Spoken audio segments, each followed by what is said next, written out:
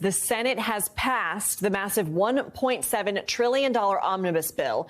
After ripping through a series of amendments, it now heads to the House, but time is ticking.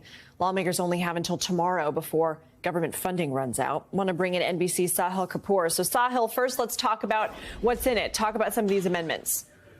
Yeah, a huge moment here for the Senate, passing this massive government funding bill by a vote of 68 to 29, a broad bipartisan vote on a package that has been months in the making.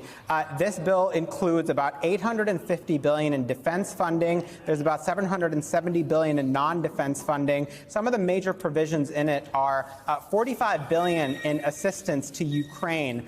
No coincidence that Ukrainian President Volodymyr Zelensky was here talking to Congress last night, making his case for that aid money. It includes money for disaster relief as well. A major rewrite of the Electoral Count Act, that archaic 1887 law, to make sure that future presidential candidates cannot exploit gaps in the law to steal elections. And it also gives the Department of Justice an additional $200 million in the U.S. Attorney's budget so they can continue prosecuting January 6th cases as part of that sprawling investigation. Now, this happened after a potpourri of amendment votes, 17 of them in total. Some of them were bipartisan and some were taken up. Many of them were defeated. Some of the ones that were taken up include the Pregnant Workers Fairness Act. This is a bill that includes protections from discrimination for pregnant workers. It was a bipartisan measure led by Patty Murray, the Democrat, and Richard Burr, the Republican.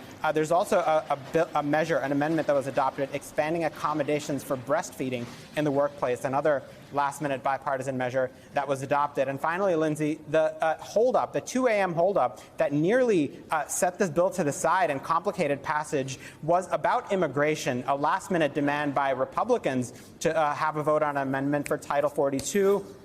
That Trump-era immigration policy. Democrats ended up finding a way around this. They offered an amendment of their own, led by Senator Kyrsten Sinema, that would fall short of what Republicans wanted to do, but also give the Democrats who wanted to show support for Title 42 something to vote for. Both those amendments failed. The coalition for this bill is intact. It goes to the House of Representatives next, which I would expect will begin acting on this very soon. Unlike the Senate, which needs unanimous consent to do just about anything quickly, the House of Representatives can pass this in a matter of hours with the majority. We are expecting this to be carried in the House with largely Democratic votes because Kevin McCarthy, the would-be next speaker, is fighting to torpedo this bill as he courts votes from his right flank to try to become Speaker of the House in a few weeks, Lindsay.